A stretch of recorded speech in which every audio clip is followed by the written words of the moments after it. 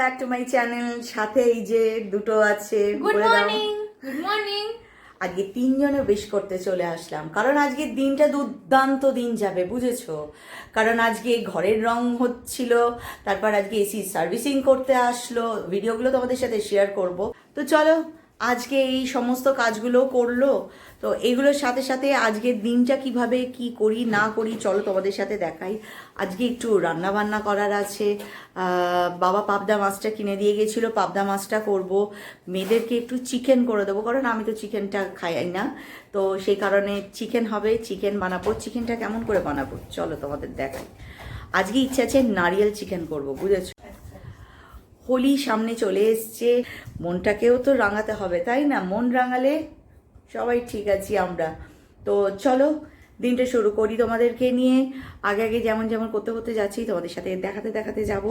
আর কি করব না করব ভাবি না, আমার ডেলি রুটিন আমার যেভাবে চলছে সেভাবে চলুক। তার মাঝে যদি একটু ওই আছে না, ঝালমুড়ি মাখিয়েছো, তাতে তুমি পেঁয়াজ দিয়েছো, শশা দিয়েছো, চানাচুর দিয়েছো, সব দিয়েছো, একটু নারকেল পড়লে ঝালমুড়ির স্বাদ পাল্টে যায়। একটু যদি আমতেল পড়ে আরও স্বাদ পাল্টে যায়। শেষে যদি একটু ভাজা মশলার গুঁড়ি পড়ে আরও পাল্টে যায়। তাই আমার লাইফ ঝালমুড়ির মতো, বুঝেছো? তো সব রকম আছে, দেখি নারকেল, তারপরে হচ্ছে তোমার ভাজা মশলা, আমতেল, এগুলো মেশাতে পারি কিনা, যাতে তোমাদের কাছে ব্যাপারটা মুখরোচক হয়ে যায়। চেষ্টার ত্রুটি থাকবে না। চলো, এই যে সকালবেলায় চলে এসছে, যে জায়গাগুলো ওরা পুট্টি করে ঘষে গেছিলো, এখন সেখানে রঙের কাজ চলছে। এই ঘরটা মোটামুটি কমপ্লিট হয়ে গেল, প্রায় একদিন দুদিন ধরে এটা করে দিল। ওটা খুব স্মুথ হয়ে গেছে, আগে সেই দাগগুলো অতটা বোঝা যাচ্ছে না। তারপরেই এসির কাজ করতে দেখো চলে এসছে, একজন উঠেছে এটা ব্রাশ করছে, আর একজন বাথরুমের মধ্যে নেটগুলোকে ধুয়ে পরিষ্কার করছে। এই দিনটা আজকে এইভাবে যুদ্ধ দিয়ে শুরু হয়েছে। প্রথমে কড়াইয়ে তেল দিয়েছি, আগে চিকেনের আলুটাকে ভেজে নিই, ঠিক আছে?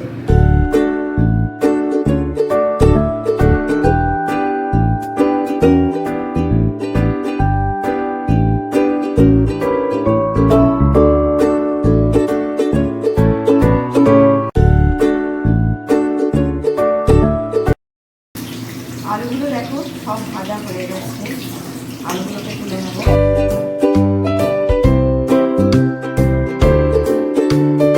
এরপর আমি এখানে পেঁয়াজ, আদা, রসুন আর হচ্ছে কাঁচা লঙ্কা এটা বেটে রেখেছি, আর এতে নারকেলটাও এর সাথেই দিয়ে দিয়েছি। এইটা আমি কড়াই দিয়ে দেবো।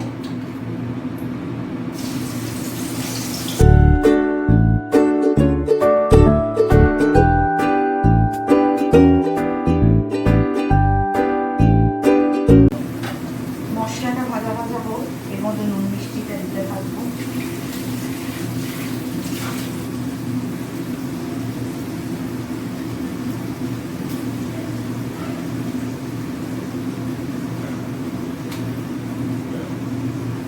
প্রথমে দেবো হলুদ,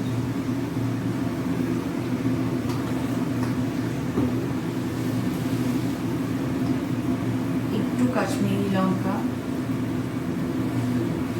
কারণ এটা খুব লাল হবে না।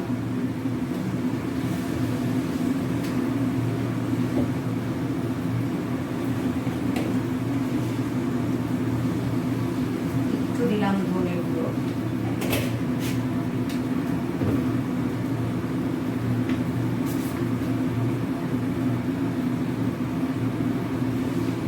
সরি আগেরটা দিয়েছি আমি জিরে গুঁড়ো, এইটা দিলাম ধনে গুঁড়ো। এটা দেওয়ার পর এর মধ্যে দেবো হচ্ছে একটু আন্দাজ মতো নুন, যে যেমন নুন খাও সেরকম, কারণ এইটা নারিয়েল চিকেনটা একটু মিষ্টি মিষ্টি।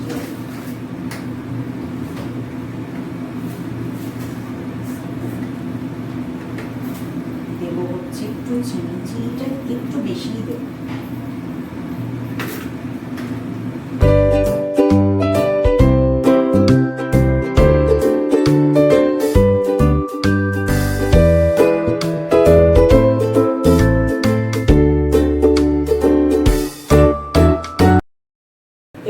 সাদা সাদা ক্রিম ক্রিম ব্যাপারটা থাকে আর কি, মাখো মাখো ব্যাপারটা থাকে। বাট যেহেতু আমার কাছে আজকে ক্রিমটা নেই, সেই জন্য আমি দই আর দুধ এর মধ্যে মেশাবো। তারপর চিকেনটাকে কষতে হবে, যতটা পারবে কষে যাবে। আর তারপর জল। ঠিক আছে, চলো।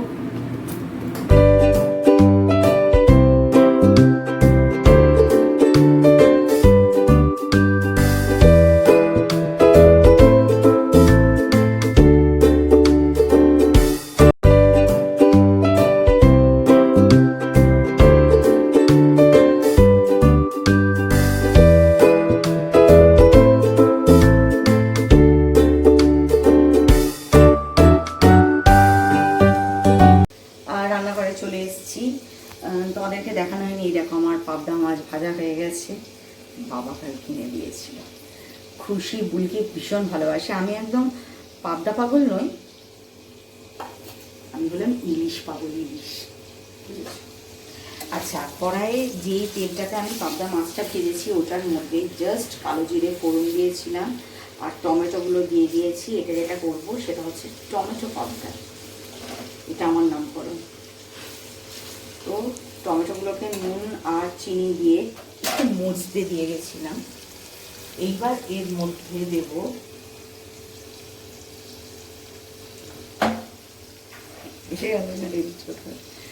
এর মধ্যে আমি একটু দিলাম জিরে গুঁড়ো,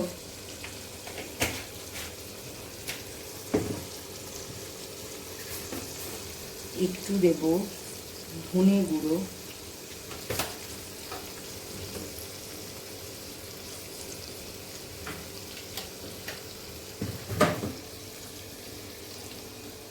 এইটা আমি দিই জানো যে কোনো আমিষ রান্নাতে, এটা হচ্ছে মিট মশলা। এর একটা বন্ধু আছেন, অনেক কিছু বেশ দেওয়া আছে, এভারেস্টের মিট মশলা আমি রাখি। আমি যে কোনো আমিষ রান্নাতে এটা একটু দিয়ে দিই, এটা বানানোও যায়। বাট এই মুহূর্তে গরমকালে আমি খুব লেজি হয়ে গেছি, আমার বানাতে কষ্ট হয়। আদারওয়াইজ এটা তোমরা ঘরেও বানাতে পারো। জিরে, ধনে, গোলমরিচ, ছোট এলাচ, মানে গরম মশলা যেটা হয় না, দারচিনি, ছোট এলাচ, লবঙ্গ, তারপরে হলো গিয়ে তোমার একটা জায়ফল, একটা জয়িত্রী, এগুলোকে সব কাঠখোলায় নেড়ে তুমি যদি এটাকে গুঁড়ো করে ঘরে রাখতে পারো, একটা তেজপাতা, শুকনো লঙ্কা দিয়ে দিলে, এটা যদি ঘরে করে রাখতে পারো, যে কোনো রান্নার শেষে এটা একটু ছড়িয়ে দিলে মারাত্মক। কোনো মশলার দরকার নেই, একদম নামাবার আগে জাস্ট ছড়িয়ে দেবে, সবাই একদম চেটে পুটে তোমার ভাগেই থাকবে না। তো চলো, এখন আমি লেজি হয়ে গেছি বলে গরমে কষ্ট হচ্ছে, তাই আমি আর তৈরি করে দিলাম না। এটা একটা রেখেছি, যেদিন যেদিন ভেতরে লেজি ফিলিংস আসবে সেদিন এটা দিয়ে করব, আর যেদিন মানে খুব লাফাতে লাফাতে করতে ইচ্ছা করবে সেদিন আমি আমার তৈরি করা মশলাটা দিয়ে করব। ঠিক আছে, এই যে একটুখানি মিট মশলাটা দিয়ে দিলাম।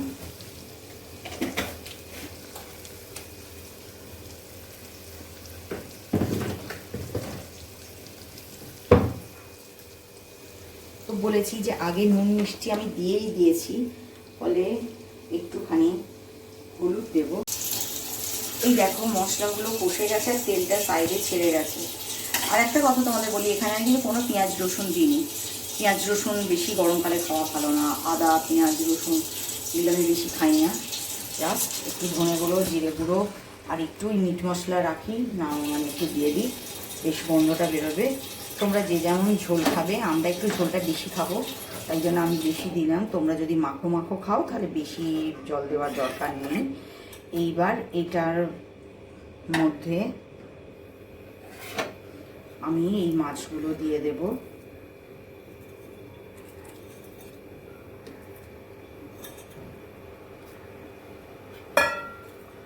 এরপর একটু মাছগুলোকে ওপর নিচ মতো করে দিলাম।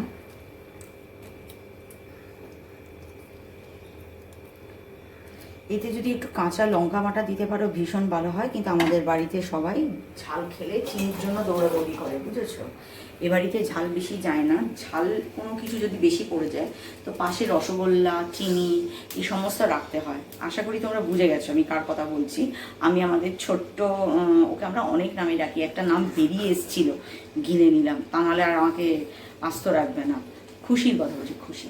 সেই জন্য আমি লঙ্কা বাটা দিতে পারি না। নামাবার সময় আমি কিছু কাঁচা লঙ্কা চিড়ে এর মধ্যে দিয়ে দেবো। আমি বুলকি একটু ঝাল খাই, তো আমাদের ওই কাঁচা লঙ্কা চিড়িয়ে কাজ চালাতে হয়, কারণ খুশি আর খুশির বাবা দুজনে ঝাল খেতে পারে না। এইবার দেখো ফুটছেও, জাস্ট একটা ঢাকা দিয়ে দেবো, মাছটাও যাতে একটু সিদ্ধ হয়। গ্যাসটাকে একদম সিমে করে দেবো। তো একটু ফ্যান ট্যান চালিয়ে আর কি বসলাম। বুঝতেই পারছো প্রচণ্ড গরম পড়েছে, অস্বাভাবিক গরম। আর আমার তো একতলা বাড়ি। আগে অবশ্য মানে এত গরম হয়ে যেত বাড়িটা যে থাকা যেত না, তো বাড়িটা রিপেয়ার করাতে একটু সুবিধা হয়েছে, একটু ঠান্ডা থাকে। আমি মাঝে মাঝে একটা একটা করে কাজ করি আর এসে এরকম ফ্যান চালিয়ে বসে পড়ি। আগে এই ঘরে উইদাউট এসি আমরা থাকতে পারতাম না, আর এখন দেখো এসি কিন্তু বন্ধ করে শুধু ফ্যান চলছে। অর্থাৎ ছাদে যেটা করে দিয়েছে ওরা, সেটা কি বলতো, হিটটাকে টানে না, ফেরত পাঠায়, বুঝলে? তো যে কারণে আমার আগে যেমন ফ্যান চালালে ছাদের হিটটা নেমে চলে আসতো, সেইটা হয় না। এইটাই একটা আমার বাঁচা বিরাট বড় একটা উপকার ওরা আমার করে দিয়েছে। আমার ভীষণ গরম করে, কেন করে জানি না, এমনিতে হয়তো হাই প্রেশারের ব্যাপারটা তো আছেই। অল্পে আমি একদম গরমটা বেশি সহ্য করতে পারি না, সেই মানুষ ফ্যানে আছে, চিন্তা করো। তার মানে কাজটা ঠিকঠাক হয়েছে। হয়তো মনে হবে যে ব্লগটা চলতে চলতে আমি কেন এতবার তোমাদেরকে এইভাবে বলে যাচ্ছি। প্লিজ, প্রচণ্ড রকম স্প্রেডিং শুরু হয়ে গেছে। সবাই খুব খুব খুব ভালো থেকো, সুস্থ থেকো, সাবধানে থেকো। আর মুখে মাস্ক, হাতে স্যানিটাইজার, আর একে অপরের মধ্যে কম করে মানে কি বলে 2 গজ না 3 গজ বলছে না, ওর ডিস্টেন্সটা প্লিজ মেনটেন করো। প্লিজ প্লিজ প্লিজ মেনটেন করো। এই দেখো আজকে বাবান পুজো করেছে। এইটা আমার গাছের একটা গন্ধরাজ ফুটেছিল।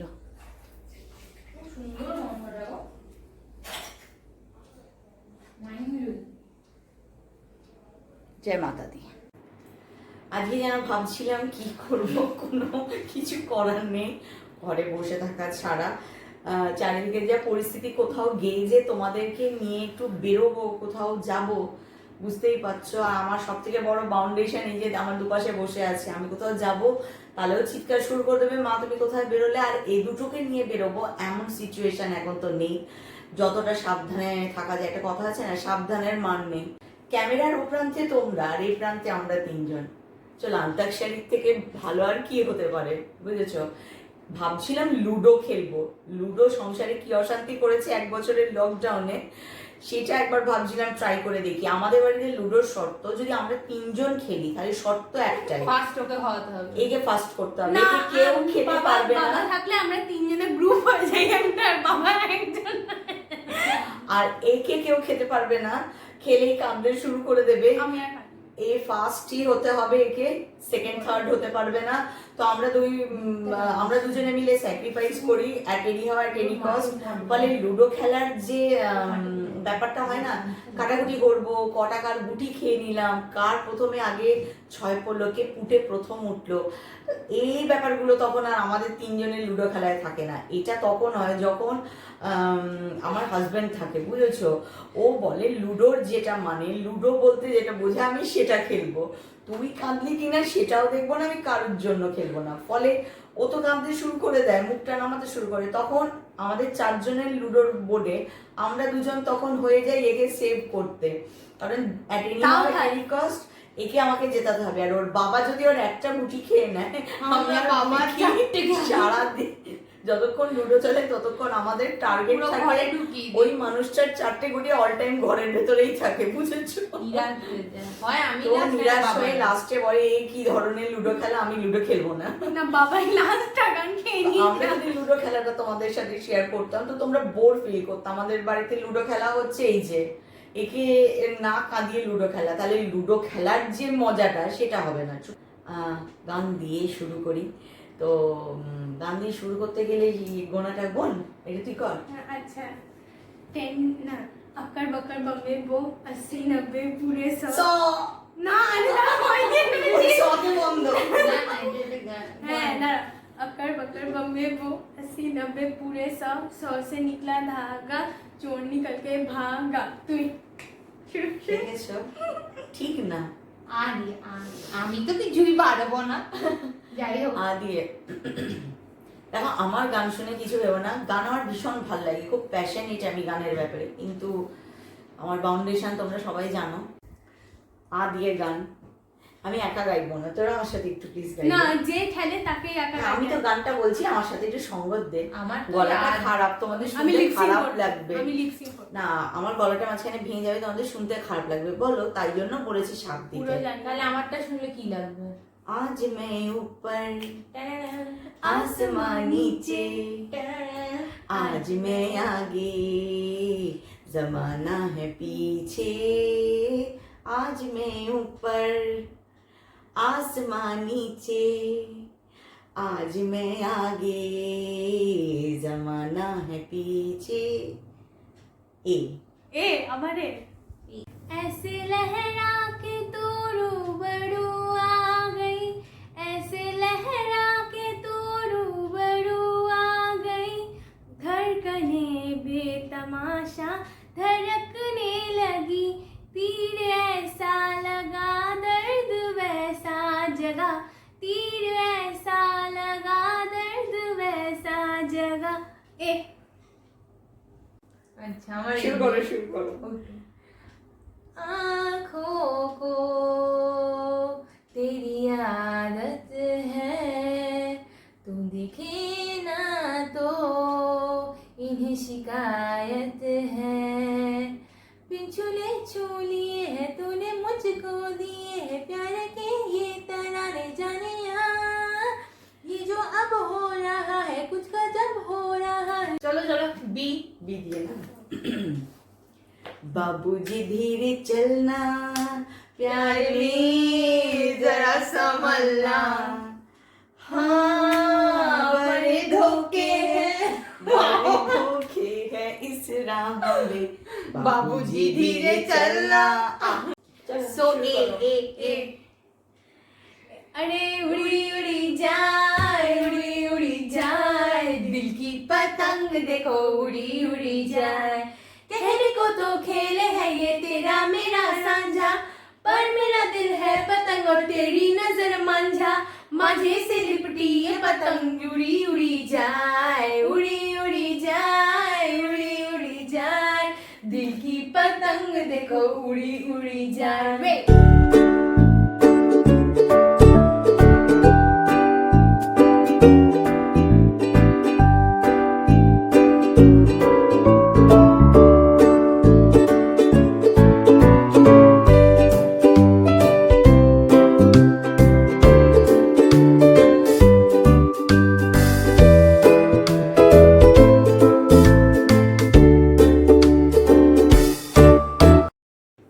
তো ব্লগটা শেষ করব একটা গান দিয়ে শেষ করব। তার আগে আমাদের তো এরকম মজা চলতেই থাকে, তোমরা দেখতে থাকছো। তো সবার আগে বলি, যদি আমার ব্লগটা ভালো লেগে থাকে লাইক শেয়ার সাবস্ক্রাইব করতে তো একদম ভুলবে না, প্লিজ আমাকে লাইক শেয়ার সাবস্ক্রাইব করো। আর তোমরা সাবস্ক্রাইব না করলে না সেই এন্থুটা ভেতর থেকে আসছে না যে কিছু করি, যদিও জানি যেটা তোমাদেরকে বলি সেই কথাটা নিজের জীবনেও ততটাই প্রযোজ্য। আগে কিছু করো তবে তো সাবস্ক্রাইবার আসবে, তাই না বলো? সত্যি কথা, জানি না ঠিক ভুল কি করছি, কিন্তু তোমরা পাশে থাকলে একটু সাহস পাই, একটু বল পাই, মনে হয় আমার পাশে অনেকে আছে, তাহলে রাস্তাটা ঠিক আছে, বুঝেছো? সেরকম তো সবাই খুব খুব খুব ভালো থাকবে, আনন্দে থাকবে, আর একটা চওড়া স্মাইল নিয়ে থাকবে, কারণ হাসতে ভুললে চলবে না। আর হাসি হচ্ছে আমাদের জীবনী শক্তি। চারদিকটা পুরো অন্ধকারে ভরে গেছে, তোমার মুখের হাসি শুধু তোমাকে না, তোমার ফ্যামিলি মেম্বারদের, তোমার সারাউন্ডিং পুরো পরিবেশটাকে পজিটিভ ভাইব দেবে, বুঝেছো? সেটা করতে হবে, হাসতে হবে, খুব ভালো থাকতে হবে, সাবধানে থাকতে হবে, সজাগ থাকতে হবে। আর ব্লগের শেষে আবার বলি, যদিও জানি তোমরা এরপর আমাকে গালাগাল দেবে হয়তো কমেন্ট করে, সেটা হচ্ছে মুখে মাস্ক, হাতে স্যানিটাইজার আর 2 গজের দূরত্ব, এটা কিন্তু মেনটেন করবে, বুঝেছো? এইটা মেনটেন, আমাকে সাবস্ক্রাইব করো আর না করো বাবা, এটা তোমরা সবাই মেনটেন করো, না হলে কিন্তু দুশ্চিন্তা হবে খুব। সবাই খুব ভালো থেকো। চলো ভগবান নারায়ণের চরণে একটা গান দিয়ে আজকের ব্লগটা শেষ করব। নারায়ণের কাছে প্রার্থনা করব যে ভগবান আমাদের সবাইকে রক্ষা করুক।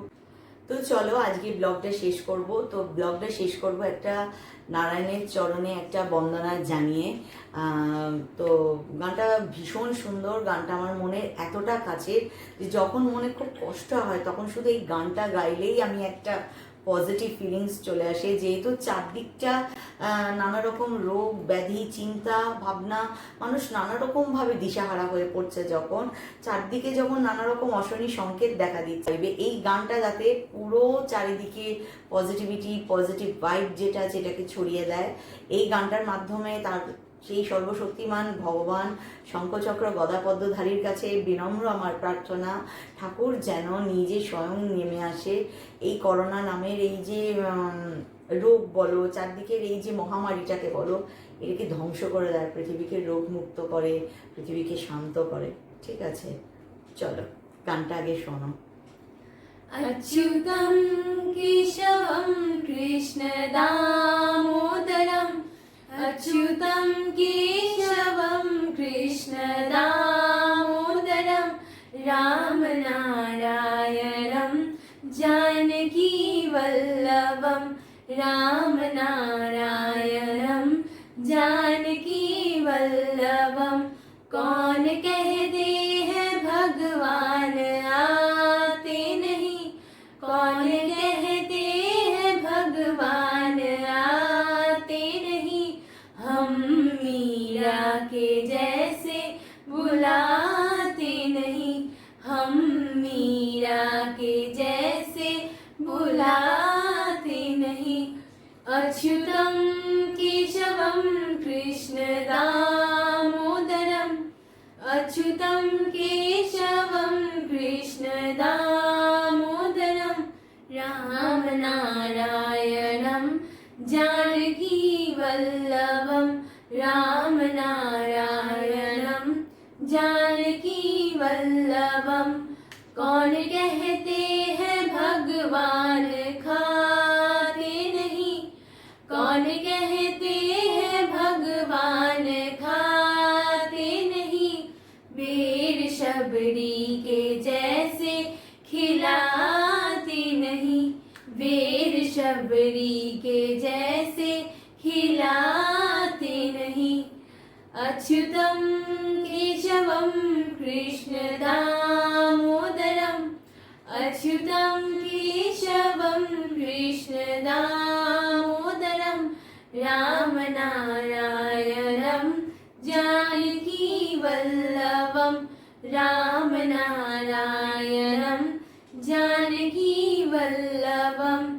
कौन कहते हैं भगवान सोते नहीं, कौन कहते हैं भगवान सोते नहीं, माँ यशोदा के जैसे सुलाते नहीं, माँ यशोदा के जैसे सुलाते नहीं। তো চলো তোমাদেরকে এই গানটা শোনালাম, যদিও গানটা এখনো অনেকটা আছে বুঝেছো, কিন্তু ব্লগে তো অত বড় করতে পারবো না, আগে পিছিয়ে অনেকগুলো আছে, তাই জন্য এইটুকুই থাকলো নারায়ণের চরণে আমাদের প্রার্থনা। আর সত্যি যদি মন থেকে ডাকতে পারি তাহলে ঠাকুর আসে না এমন কিন্তু নয়, ডাকার মতো ডাকতে হবে, তাকে মীরার মতো ডাকলে সে তোমার কাছে এসে ধরা দেবে। তাকে রামায়ণে তোমরা জানো নিশ্চয়ই, একজন বুড়ি ছিলেন, বৃদ্ধা ছিলেন, ওর নাম ছিল শবরী। উনি রামের জন্য দীর্ঘদিন অপেক্ষা করেছিলেন, তারপর রামকে যে ফলটা উনি অর্ঘ্য দিয়েছিলেন না, সেটা আগে নিজে কেটে দেখেছিলেন। তো লক্ষণ কিন্তু দেখবে সব জায়গায় দেখেছি আমরা যে লক্ষণ রেগে গেছিল, তুমি তোমার এঁঠো ফল দিলে, তখন রামচন্দ্র বললো এঁঠো ফল দেয়নি, যাতে ওই ফলটা খেয়ে তার ভগবানের কষ্ট না লাগে, মুখটা যাতে টক না হয়ে যায়, তাই নিজে আগে সেটাকে স্বাদ নিয়ে দেখেছে, যেটা যেটা মিষ্টি সেটা আমাকে দিয়েছে। তো সেরকম তুমি যদি তার মতো ভক্তি দিয়ে তাকে খাবার দাও, না খেয়ে কখনো সে থাকতে পারে, আবার শোয়েও যেন ঠাকুর, তাকে কিন্তু মা যশোদার মতো গান গেয়ে গেয়ে ভুলিয়ে ভুলিয়ে শোয়াতে হবে, তবেই শেষ হবে, তাই না? অর্থাৎ এই গানটার মধ্যে দিয়ে কি বোঝাতে চাইছি বলতো, সে আছে, শুধু ডাকার মতো ডাকতে হবে, বুঝেছো? সেরকম রোজ ঠাকুরের কাছে সবাই মিলে প্রার্থনা করবে, দেখবে করোনাকে এরম ভাবে সরিয়ে দেবে, কারণ তার তো যে কোনো কাজ করতে 1 সেকেন্ড লাগে। জয় মাতা দি, जय माता दी, जय माता दी।